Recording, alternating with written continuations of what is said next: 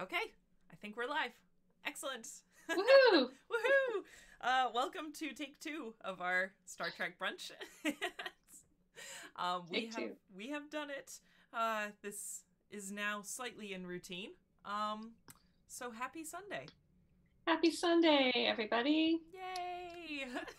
We're back. Please do let us know if you can't hear us or see us. We're still figuring it all out. Technology, yes. So we are picking up, we talked about Picard the last couple weeks. We wanted to jump back into where we were at with talking about Next Gen, because you were watching Star Trek The Next Generation for the very first time.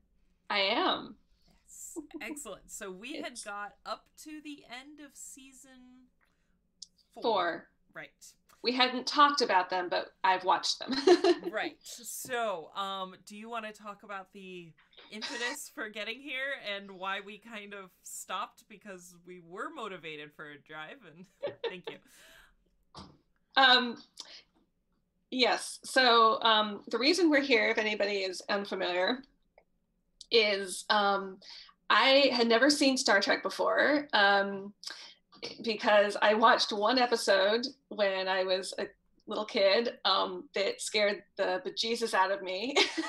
I was petrified. It was just not fun. Nightmares for years. And so I just never watched Star Trek ever again after that, until I saw some of the Kelvin timeline movies. I love that I can call it that now. Like, I know the thing. We know what it is now. I learned something last year. And was like, oh my God, Star Trek is actually kind of a really cool story. And like, there's a whole world here that I was actually really interested in. So I was like, maybe I'll give Star Trek a shot. So got in touch with Aaron, and we started a YouTube series on my channel about me watching Voyager for the first time to get an introduction. And we did all that. And then we started Next Gen. And we actually got all the way up to the episode, as we call it now, yeah. which we're going to talk about a little bit today. And then I think life just kind of intervened, and, it's sort of stuff, just it wasn't easy to do it as regularly, but we're back now. Yay! Yes. Right. Yep, exactly. Yeah, that's what makes us really happy to be here. And yeah. I can guarantee that until a couple years ago, Yoda was probably your favorite Star Trek character as well. Perhaps. But yeah, so if people want to check it out, the channel, I'll put a link and everything, but the channel is Exploring His Story, and you can just search for Star Trek Sundays and see our recaps of Voyager. But one of the things... Sorry, go on. I was just gonna say, because that truly was me, like, really getting to know Star Trek from the ground up. Because now I have a little bit more of a baseline, but during our Star Trek Sundays on Exploring Historian, like, it's me going, who are the Borg? What is a Klingon? Yeah. Why do they say? Which is actually, like, that's one of the reasons, other than my own personal love for Captain Janeway, was one of the reasons that I recommended Voyager be what you started with, because it doesn't have a lot of the integrated Romulan Klingon political drama and all totally that stuff. Yeah, and I'm still having a little bit of a hard time with that on Next Gen, I have to say. Yeah, I think we're going to talk about redemption next week, so that's good Klingon politics. Yeah, I need to rewatch those very much, because I was sort of like So yeah, I mean, we just wanted to jump back in and kind of go through some of the later episodes, starting with the one that scared you. Yes. And legitimately so. A lot, when we were doing that a couple years ago, people were responding and they were like, I think it's this episode. And they were 100% correct, because it wasn't just us that... Oh, yeah. No. I would mention this over the years to people who knew Star Trek. And I'd start describing the episode, and they'd be like, yeah, you saw one of the scariest episodes ever. Exactly. Which is validating. And I was like 8 years old or something like that, so. Yeah. But now that we're back into this, I think what we wanted to do, because I do like more science of sci-fi at other times during the week, we wanted to just do just a casual, it's Sunday, get back into our Star Trek Sunday and just have a casual Star Trek discussion. So feel free to chime in with any thoughts if we're talking about any of your favorite episodes. We're doing this live. So, do you want to talk about that episode, which is, in case we haven't mentioned it. I actually know the name of it now. It is called Identity Crisis. Identity Crisis, yeah. So, season 4 TNG, Identity Crisis. Oh, yes. Geordi LaForge. I actually still don't remember like how it starts. They go down to some planet and some people get infected with this parasitic thingamajig that like turns them into different people, like turns them into different creatures, with like glowing blue veins, and they are all creepy and crawly and don't know themselves. Like they turn into different things. I think that was one of the creepiest parts to me, was like it's like inside out, like becoming something different. And so watching the episode, this was the episode also where there's that creepy part where they're trying to find the shadow. Yeah. Right? Yeah. Yep, because that's the only way that they kind of see these infected creatures. Yeah. And like the whole build up through the episodes, just like super like horror movie pacing, kind of like things in shadows and corners and not seeing something that's there. And like the build up is just also like this pressure cooker type pace. And like, I remember so distinctly, I was sitting on lunch counter having lunch at my friend's house, and it was like looking, like it was on the TV, and TV on in like the afternoon was not a normal experience for me. We didn't have TV on at home during like a lot. So I was like, oh, there's a show on. That's interesting. And so I was sort of like fascinated by that. And like, it happened to be this episode. So I was like, the second I realized it was something that was really scaring me, I was like sitting there and I was like, cause I had to see like what was going on. But, and then of course the one moment I turned was like when he's full in the thing. And yeah. Because there's like that whole like sort of, it's a very X-Files vibe, right? Of just this sort of like also probably the reason I never watched the X-Files. Well, that's not to derail this from a Star Trek discussion, but I'm also a huge X-Files fan, and when you meet other X-Files, like really hardcore X-Files fans, everyone, and even probably not hardcore X-Files fans, everyone has that one episode that they were just like, they had to take a break from the X-Files because it scared them so much. Yeah. And you know what though, like we were going through these, like revisiting some of these episodes. Season 4 is very good, but season 4 has a lot of creepy visuals. There's some creepazoid ones, you're right. Like not even so much plot, but just the images themselves are creepy. So you are forgiven.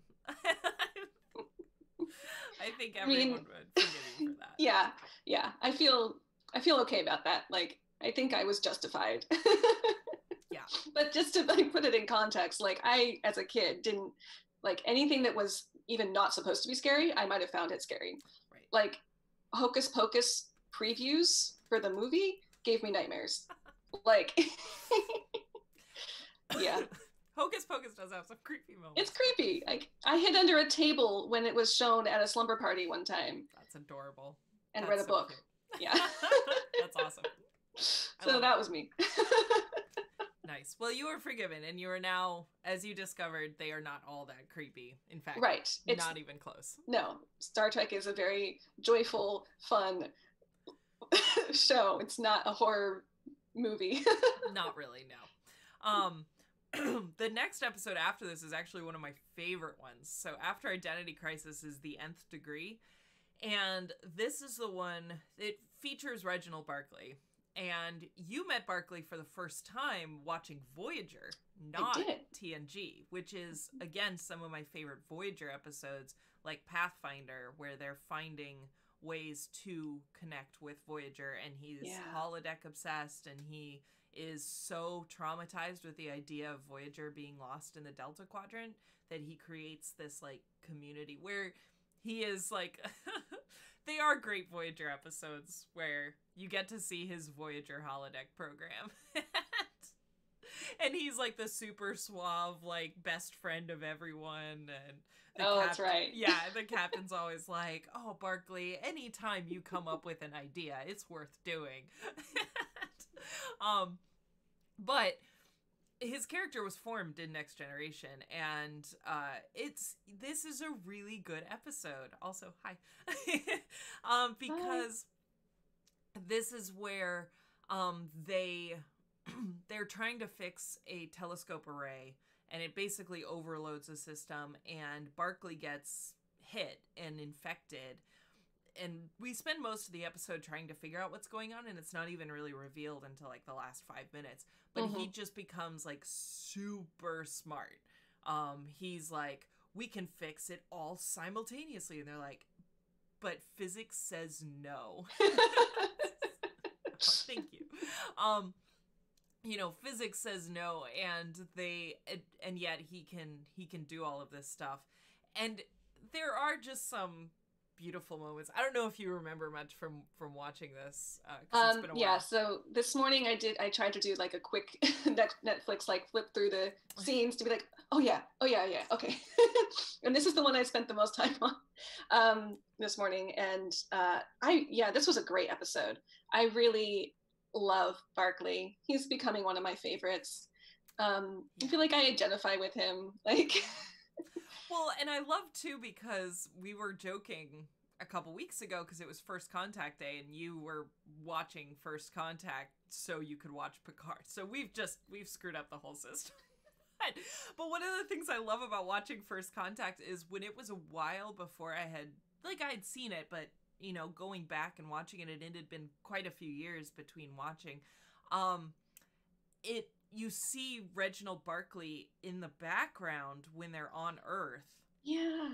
And I thought, again, this had been a while, because Star Trek has like reused actors before who've played small parts and then they come back for bigger parts. I was like, oh my God, I wonder if that's like Barclay's first, because my whole timeline was all screwed up.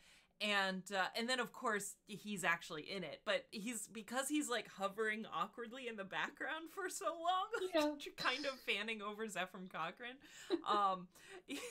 Yeah, if you have seen him in the A-Team, which I do remember catching once or twice, seeing Reginald Barclay in it, it is very different, and he is a phenomenal actor. This episode says that too. Like the way he just switches from like kind of the meeker, shyer Barclay, and then suddenly he's this like he is in Voyager, like suave, like totally intelligent. Like he's intelligent before, but like this uber confident, like kind of almost smarmy person. Well, one of my favorite scenes, and I've always loved Riker, and just, you know, I had like a little crush on him when, of course, you know, I'd seen stuff when I was younger, just spot here and there. But I love when they're like, well, has there been any behavior that's like threatening or bizarre, like anything that we should be concerned about? Because as far as we know, he's just got super smart, and we don't know if this is like a threat to us or anything. And then Deanna Troy's like, well, he did make a pass at me. A good one. And Riker's like, what? And completely bemused by the situation, not at all threatened, just finding it hilarious. Yeah. How could that be? And then at the end, he's like, how good of a pass was that? But it's so funny. Yeah. I love it so much. It's a great episode. Yeah. I also have to, even though I promised we weren't going to get too into the science, I do love the scene where he's with Einstein. Oh my God. So good. And I had forgotten about that, and then I saw it on the thumbnails and I was like, oh, that was so great.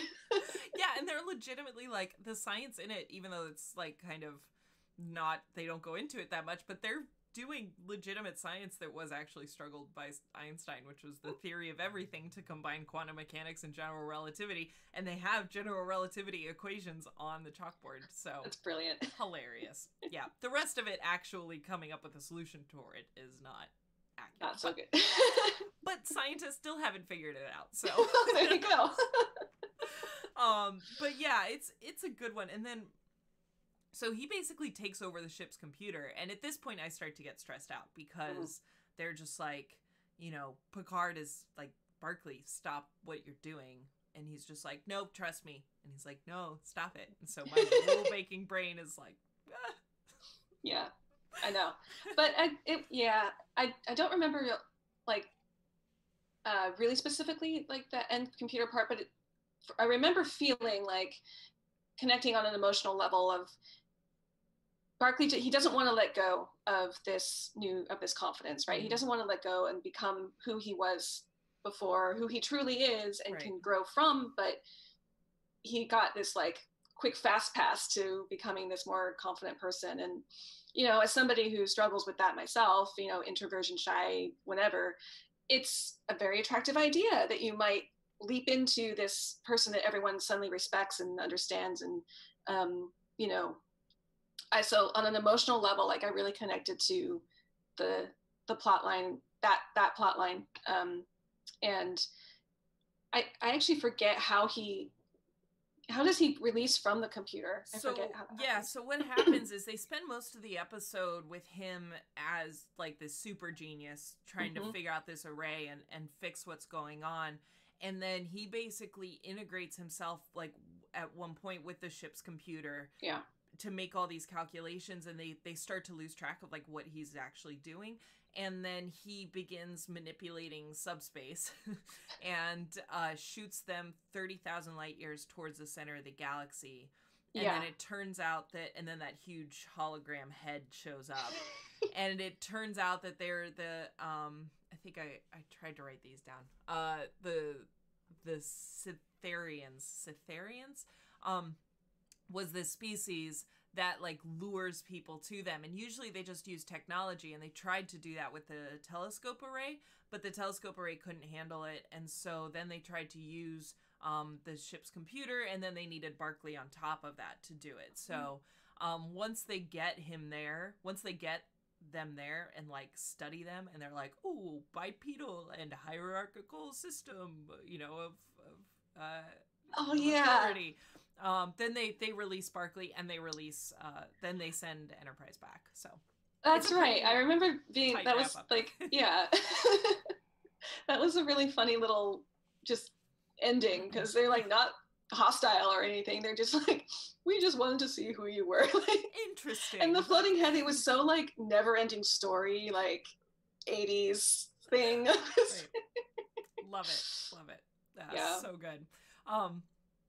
Yeah, I mean, it's a pretty quick, tight wrap, but that's it's Barclay. Yeah, but really the point is that Barclay, and it's interesting that you make that point just about the confidence and that authority, and because we've seen this show up. I mean, it's storytelling. It's not even science fiction, let alone just Star Trek, but just this idea of some magic potion that allows one to be smarter, and that in turn gives them confidence.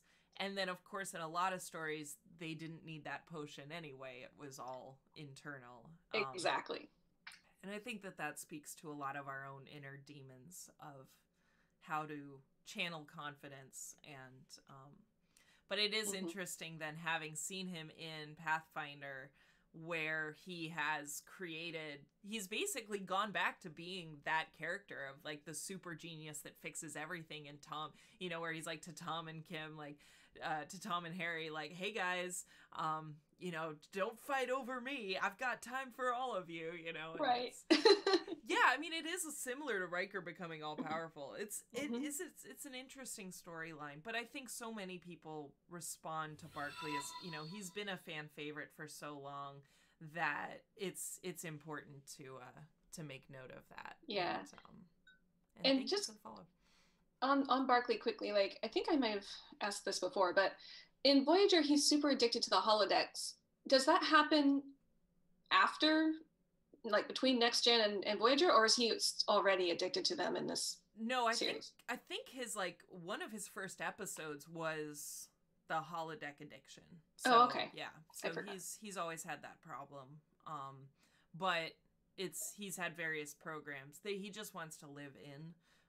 Which again we all relate to. Understandable. Why a lot of us watch Star Trek. But yeah, just it is hailed as like not just one of Barclay's best episodes, but just a really good. I think it's a really good Next Gen episode. Yeah, it's solid. It really, I liked it a lot. Yeah, and then we get to one that lives. Yeah. Oh yeah, the short Riker. That was one of the things that Barclay programmed in. Yeah, I don't know if you remember that or not. I think so. I think you've seen that. Yeah, where Riker sends in them being short. So, oh hey, happy to see you, Ken. Happy you're here. Hi. So yeah, when he programs, it's all. I mean, I was about to carry on, but just to reiterate, like I do love that Barclay manifests so much of our own insecurities, you know, totally. that they're able to tell really human stories about insecurity and confidence through this amazing character who is amazingly acted, and we love Barclay. We love Barclay. In conclusion. But then we go on to one of just a classic episode, which is Qpid. Another Q episode. This was a fun episode. I remember liking it, and you like Q more than I do. Yes, that's probably fair to say. I think I still don't. I think I'm still on the same level as you, where he got kind of makes me a little nervous, but not the same kind of nervousness that you get. I'm like, it's more fun nerves as opposed to like, this is terrifying. Right. Whereas I see a Star Trek title show up and it's got just Q, a pun on Q in it, and my blood pressure does this. And it's just because it's like, I love him as an actor. I love the character. I appreciate why people love Q. Like, do not get me wrong. But when we talk about alignment and like in Dungeons and Dragons, if you talk about like chaotic to lawful, I am so far on the lawful scale of things that he is pure chaos. He is pure chaotic neutral. And I am it stresses me out. As a pure lawful neutral person, the amount of chaos he brings to a storyline where I can't predict what he's going to do and I have no method to his madness, it's a hard nope from me. But I am not going to turn down a pretty much a holodeck episode. Like, let's be fair. Thank you, Zach. I mean, a lot of us do, but people really like Q, and I think that, we appreciate this. But it's effectively a fun holodeck episode. Yeah. I think I definitely like Q a lot better in Voyager, I'm predicting, than in Next Gen, particularly the first Next Gen episodes, which were really weird. When we first meet Q. Anyway. Yeah. Agreed. Yeah. And the way Janeway handled Q, I'm a fangirl's gonna fangirl, but I love the way she handles Q. And, definitely. But this episode was like super fun. I mean, I protest. I am not a merry man. Brilliant. Iconic. I mean, it just, and when I, again, was trying to remind myself of these episodes this morning, like, I got through, like, flipping through Netflix thumbnails of the first half of the episode, and I was like, oh yeah, I remember. And then, like, I kept going, and I was like, oh wait, there's this whole, like, Maid Marian bit that, like, I completely forgot about, and also forgot about, like, the girl, they're doing the archaeology thing, and she's, like, this, like, Indiana Jones-ish type archaeologist girlfriend, Vash. Yeah, but she like she's like what's the word I'm looking for? Like not lawful or not like following the orders or something. Like she's doing something that's like anyway, I can't remember. A rule breaker. She's a rule breaker. Yeah, I guess. I loved her. But there's like a whole other part that was like, oh yeah. Right. Well, and I think too, this is a big one for Beverly Picard shippers, Crusher Picard shippers, where people who are, you know, and I get it, anarchical? Anarchic, yeah, kind of, yeah. Yeah, thank you. This is why we do this live. Yes, hello. But, you know, for Beverly and Picard shippers, Vosh is like, get out of here, you know, get out. And they do have a good interplay where, you know, like Beverly shows up and she offers to take her on a tour and she's like, why didn't you tell anyone that she was here? Yeah. There's some elements. Definitely some hints there. Yeah. But it's a fun, it's Robin Hood Star Trek. Yeah. Well, and I remember when I was first like getting into more like nerdy interests and stuff like in college and before I really got into more Star Trek, I saw like certain scenes or clips or whatever, and as opposed to Star Wars, which is like all space, Star Trek is the biggest difference I found at the beginning was it's human. It's like there's opportunities for them to be in different environments, really. And I saw this one clip of them on a ship, like with like old fashioned 1800s like stuff. And I was like really confused. I was like, why is Captain Picard on a ship in 1800? Like, and it just sort of went in my head. And so this was another example of, you see these like aliens and just normal people in Robin Hood attire. And it's like, that's what Star Trek can do. Like, in this amazing way, and it's just so entertaining. Well, and it's amazing too because I mean a lot of it was born out of the storytelling technique of doing that was born out of necessity in the original series, just because it was, you know, budget, time constraints and everything, and they're like, well, we have a set that's set up that was used on another TV show or movie.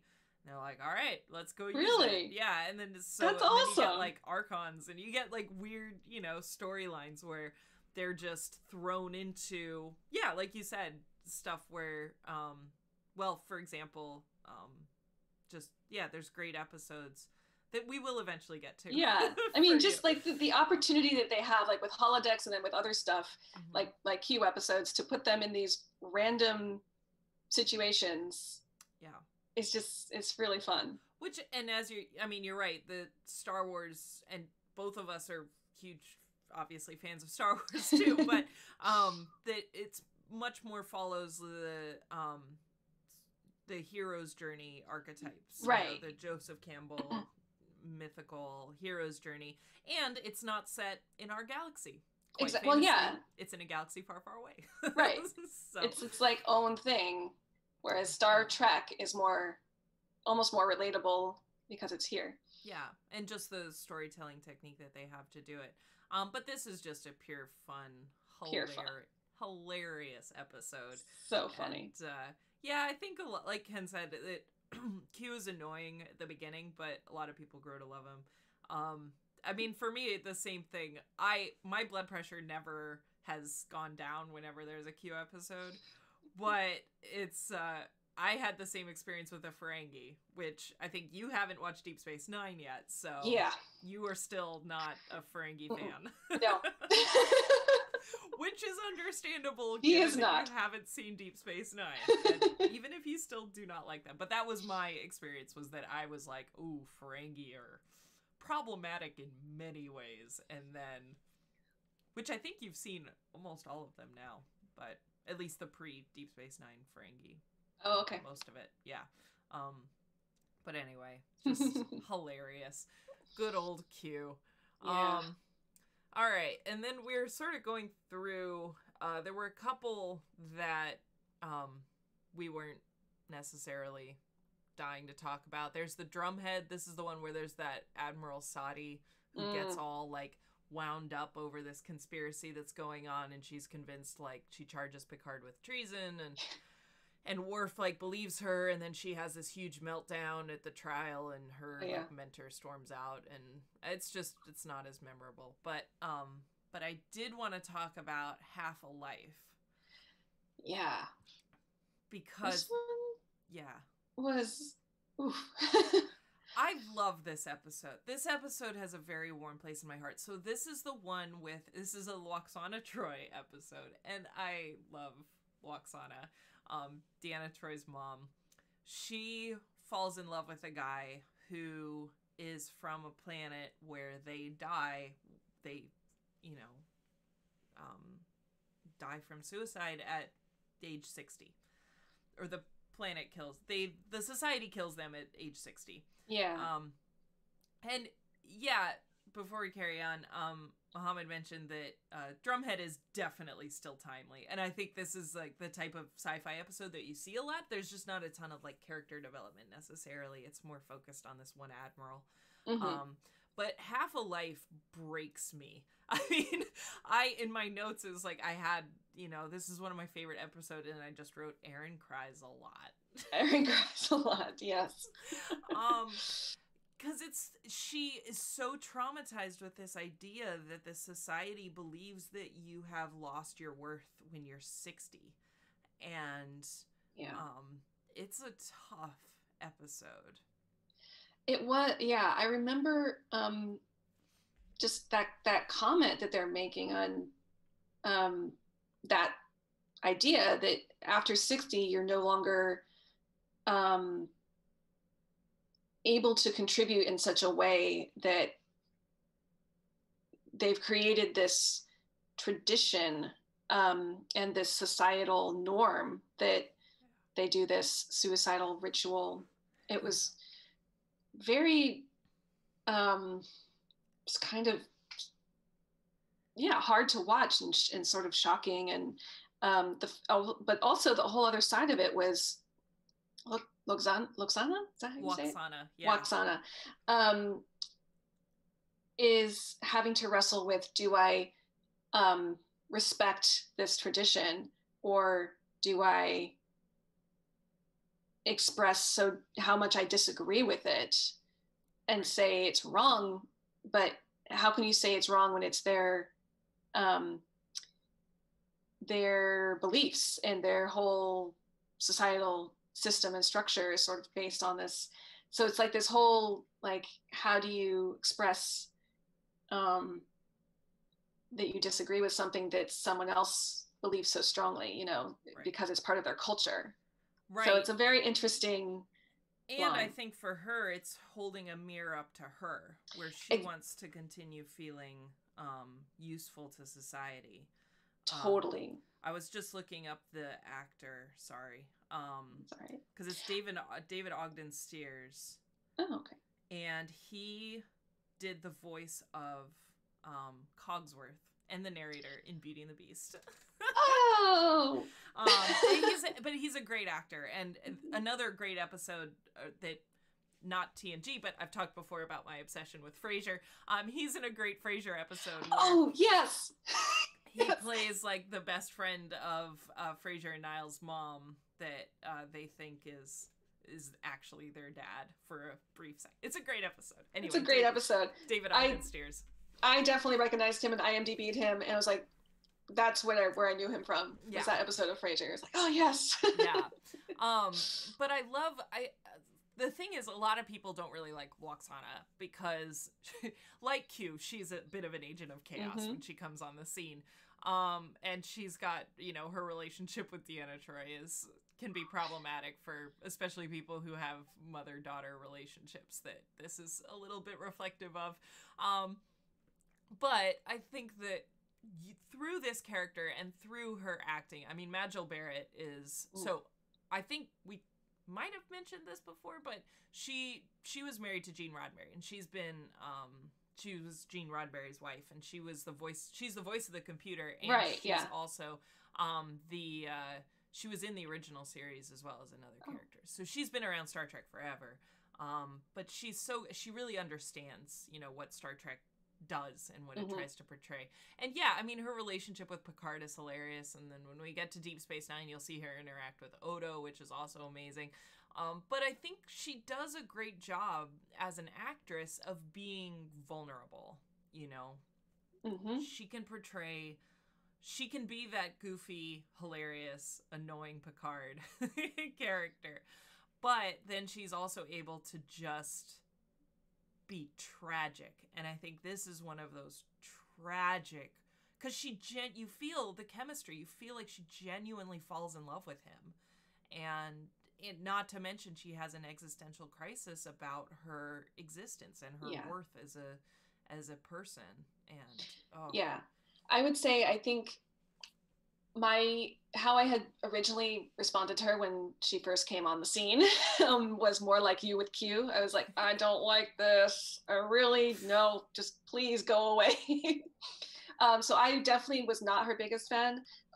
This episode started to change my mind. I was like, awesome. I think there's someone there that is deeper than who she had been before. Like, definitely. This episode brought me on that other path of, okay, I might like her more now. Yeah, they added, this is a great character development. That's awesome. You had that reaction, because it adds a layer that definitely watching it in order, that this is a turning point. So yay! It looks like everyone agrees with you too. So yeah, that's awesome. But yeah, so I mean, it's just, and he ends up, she tries to, and then it gets into this whole discussion of her trying to convince him to like shirk his cultural traditions and be with her, and he ends up doing it anyway. Yeah. And it does have a good conclusion. It does. And actually that was one of the interesting things about the episode too, is throughout the whole thing, I wasn't sure what he was going to do. Right. It really becomes this conversation, as opposed to more stubborn, like, yes, I will, or no, I won't, you know. It really was a nice episode in that sense, that I really wasn't sure what the decision was going to be. Yeah. And it's just, but I think too, it's because their chemistry was so good that you could actually see that, and you could see it being worth it. So yeah, I'm glad you're enjoying the conversation. But it is, I mean, this is one of those episodes. It's like The Visitor. It's like there's just that handful of Star Trek episodes that I'm like, before I watch, I'm like, like, I just get the tissues ready. It's gonna rip my heart out, and it does. Yeah. So before I start crying, carry on. But let me see. The next one we were going to talk about is, well, briefly, the next one after this was The Host, which is the one where Beverly Crusher falls in love with this Trill mediator, and this is the first appearance of the Trill. So for you, this is the first time you've seen this species called Trill. Yes. So. And they are coming back, are they? They are coming back. So this is a thing. You will see the Trill again.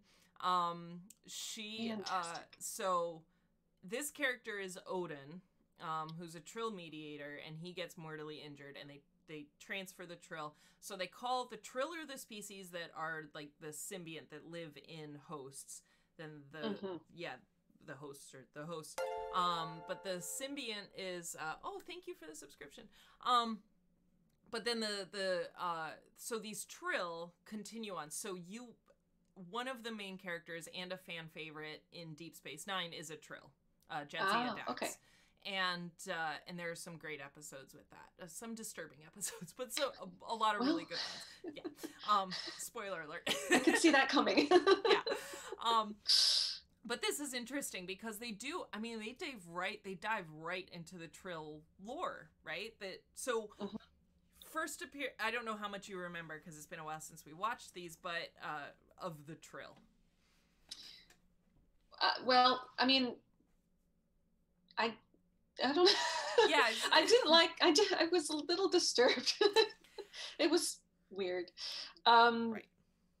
But I kind of loved the like latter half of the episode, I guess, when the host jumps to another body, a female body. Right. And so Beverly is having to adapt to that, and it's just, she's like, oh, this just doesn't work. And the Trill is actually confused, if I recall, Yep. like not sure why. That's so it's just it's an interesting conversation of attraction and all of that. So I thought that was really interesting. But I didn't love Yeah. And well, just, and kind of we've established parasitic type things are not my favorite. we all have those things. That's fair. No. But I mean, as Zach pointed out, like so the like the Ferengi, right? This is the first introduction of a species, and I would probably 9 out of 10. I mean, I don't know the history of Star Trek from a production standpoint as well as a lot of people do, but I don't know how much they had built out the Trill as a, like, obviously they did put in a lot of the species lore and history that we saw in this episode, but obviously it's fleshed out a lot more later. And so, like the Ferengi, the first introduction is a little bit ugh.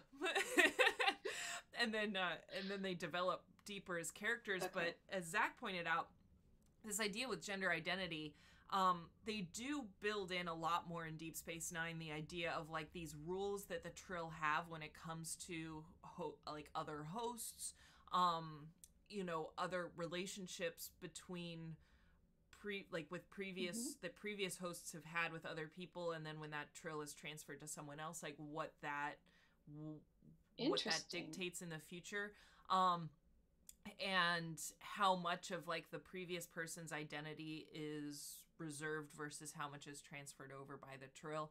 We'll explore that a lot more, but you know, this is especially, I think, for you know, to explore same gender relationships. They briefly touch on here where, like you said, the Trill gets transferred to a female body, and then Beverly Crusher's like trying to reconcile that, and then the Trill, the host themselves, is trying to figure that out. And so there's still obviously some lingering romantic feelings, but they don't nearly explore it as much as they end up doing in Deep Space Nine. And Deep Space Nine does kind of, for the time, push the envelope a little bit more. That's very cool. But yeah, as Chad pointed out, maybe when you watched this when you were 12, you didn't maybe pick up on it as much with the themes that they're sharing. But I do appreciate them laying the groundwork for the types of for this discussion as well as later ones. Yeah, totally. I mean, it's actually a really fascinating way for them to have a groundwork to explore these themes. And it's one thing that I've really started to appreciate about Star Trek is their use of the worlds and characters that they create to have these discussions and be able to, you know, push the envelope, as you say. Yeah, for sure.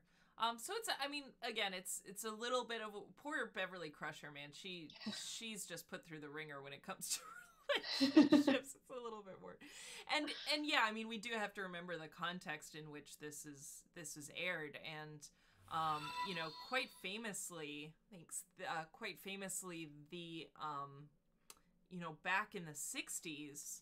There was a conversation between George Takei and Gene Roddenberry about having a gay character in Star Trek, and Gene Roddenberry was like, look, we're using Star Trek to share a lot of ideas and push the envelope, but something like that will get us canceled, and then we won't be able to have these discussions about race and persecution and all of this that we want to have. But I think they continue and they get better at it, but as society improves as well, to be able to have these sorts of discussions, and this one is tame, but in the context of, of the 80s and when it aired, I think it's appropriate. So for sure. But yeah, it's we'll have plenty of Trill episodes to talk about. And I'm excited because Jadzia Dax is one of my favorite characters, and awesome. So it's gonna. I feel like I could get to like them. I'm. Yeah, absolutely.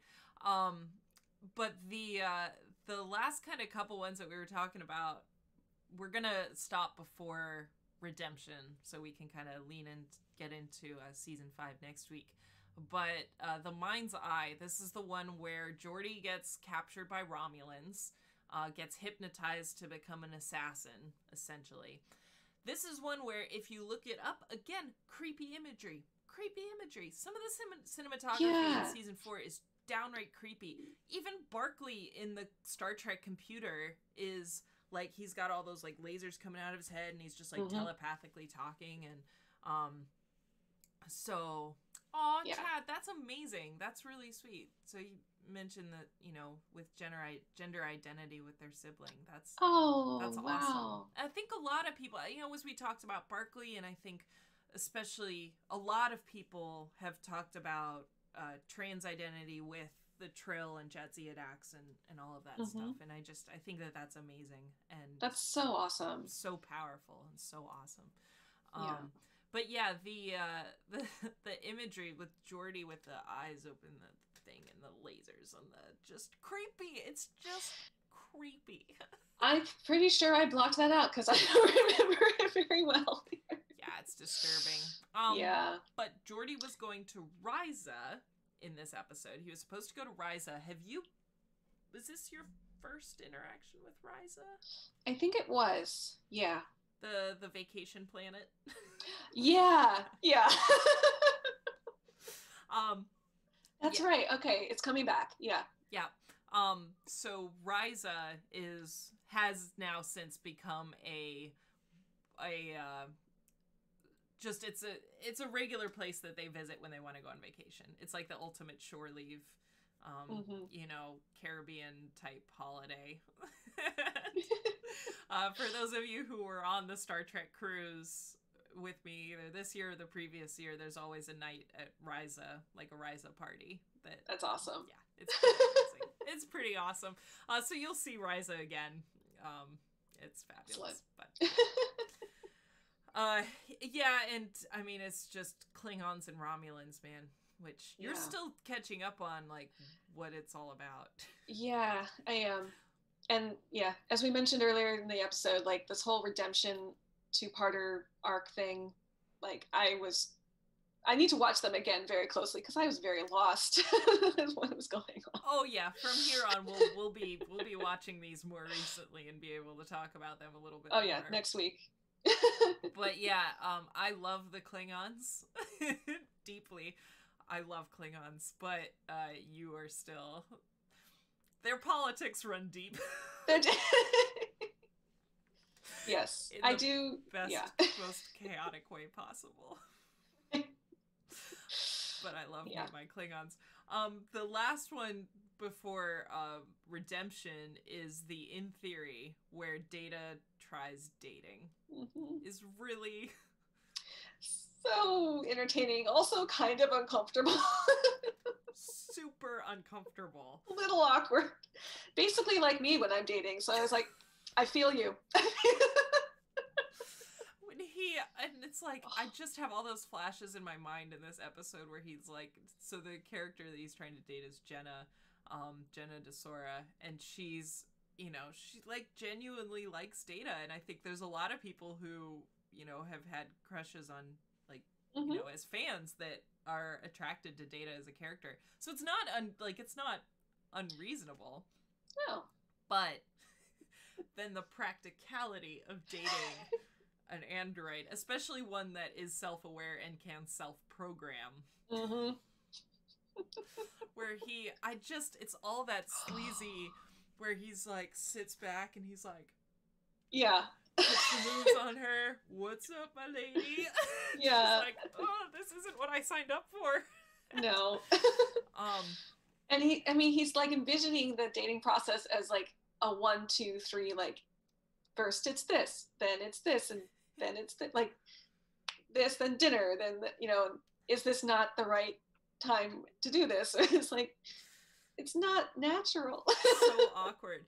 Oh, thanks, Chad. So he mentioned, again, this is why we have people here, because we don't have it all memorized. So the Captain's Holiday, that was the one in Ryza, where Picard is... Oh, the third season. Yeah, okay. Yeah, where we meet Vash the first time, the anarchist archaeologist. Yes. That's what we're now going to call her. Yeah. But yeah, it reminds me, actually, the discussion reminds me a lot of the Voyager episode, which is, just one of my favorites, with Janeway's holodeck boyfriend. Oh, yes. Fairhaven. Our favorite Fairhaven. But they do discuss this idea of, like, now, in Janeway's case, she was programming her boyfriend. Mm-hmm. In this case, the boyfriend is programming themselves. Right. Better, worse? Yeah. I would say, I don't know which one's better or worse, actually. I think they're almost equally cringy. Yeah. And she does cut herself off from it, so at least Janeway was like, she got so uncomfortable with it that she cut herself off from, because she wanted to program out his snoring. And right. then she was like, oh, this is wrong on so many levels. On so many. But she did manage to delete the wife before she did that. Right, yeah. But yeah. Yeah, no, I'm excited for us to watch Deep Space Nine. It's going to be really fun. Me too. I'm looking forward to that one. It's going to be good. So you have watched now, we are up to TNG through season 4. Yeah. All of Voyager. You've watched Nemesis, you have watched First Contact, and Picard, and a handful of later Next Gen episodes to get ready for Picard. Yeah. So yeah. So I'm kind of doing pretty well. Yeah, Chad, it's so funny. I think a lot of people are going back and watching Voyager and Deep Space Nine now, not just because of current circumstances, but because they're available to stream. And I think that Voyager has some of the best episodes and also some of the worst episodes. So Fair. It's a very uneven show, but it is one of my favorites. And I do think it's worth going back and watching. Yeah. I mean, the reason we chose it for Star Trek Sunday before was, like, it's the best introduction to Star Trek, like, as a world, as a show, but it's also like a self-contained story, which, really made it an easy way to enter into watching Star Trek. Right. They have fixed, technology. There's, they're discovering new species that we're discovering with them. So, hey, yeah. Sammy, no worries. But yeah, I think with and so many people that dropped off of these shows in the late 90s and early 2000s, I can get it. And especially with Deep Space Nine, because it has those long, as Sammy mentioned, it has those long story arcs that it's like Babylon 5, that if you miss an episode, you're in trouble. And really? Oh yeah. Voyager still has that long story arc, but it's you can skip it. If you miss 1 week, you'd be able to catch up to the biggest one. Yeah, and I mean, it was just a great way to get to know the different species and get to know all of that from a outsider perspective. Yeah, right. Definitely the best gateway. Yeah, and just being able to watch them in order without commercials, I think lends themselves really well to these. Whereas I think a lot of people are, have that passion for Next Generation because they were able to just watch it. If they caught it 1 week or they didn't, or they caught reruns or anything like that, then they were still able to do that. So that's awesome. Yeah, Chad, Deep Space Nine is very addictive. My partner went back because we went to go watch the documentary about Deep Space Nine, and then he realized that he had left for the Marines at season 4 of Deep Space Nine and hadn't seen the rest of them, which is like when it gets really good and intense. And so we went and watched for him the first time, but we watched all of DS9 all the way through, and it really lends itself well to streaming. Nice. As opposed to every single week, where Next Gen, I mean, like we've just discussed, what, 5 or 6 episodes? 6 episodes? Yeah. And they are all standalone episodes. Every single one of these is completely standalone. So. Yeah, actually, I'm noticing with Next Gen, it seems to be more standalone, even than the Voyager storyline, even than Deep Space Nine. It sounds like it's more like story-based, heavy, one-off episodes. Yeah, for sure. But it's fun. And very fun. You know, and we talked about this last week with Picard and just kind of the new type of storytelling that TV shows are doing, where we're not doing 24 episode seasons anymore, really, for a lot of stuff. We're doing maybe 10 to 15, especially with dramas, doing 10 to 15 episodes at a time for an entire season. And it's great because you condense those long story arcs, but you miss out on the character development that you get from these standalone episodic stories. That, you know, that we get in Next Gen. Yeah, Chad, I suffered through the first 3.5 episodes.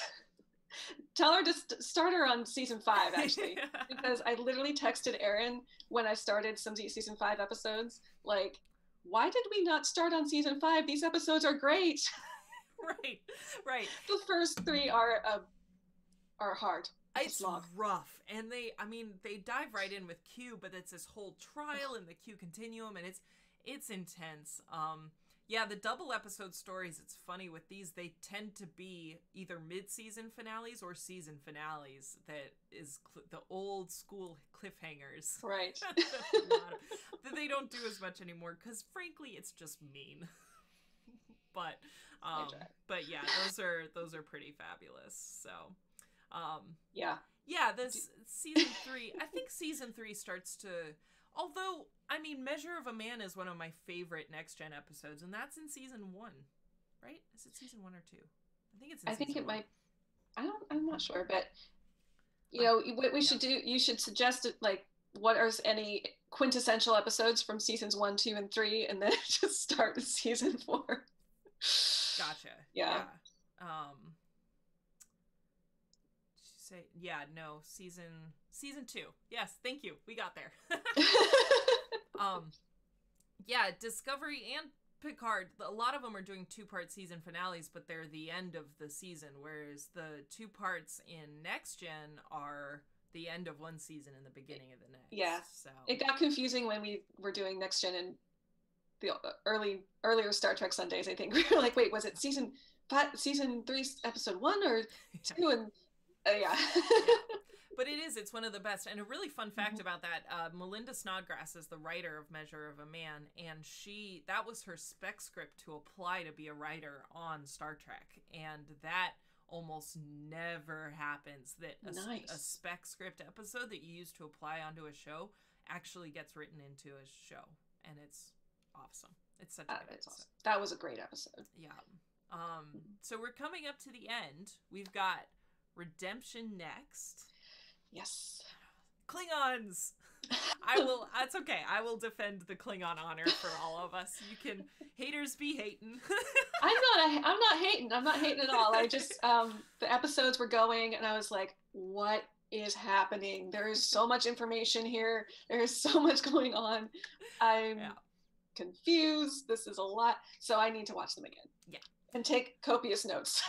Yeah. And the other thing, too, is I've noticed with the Next Gen is with the politics and with the technobabble, you can kind of just let it wash over you and you get the gist of it. It seems more complicated than it actually is. But see, I always think that there's a difference between understanding something and comprehending something. So I might understand what's going on, but I'm not fully getting everything.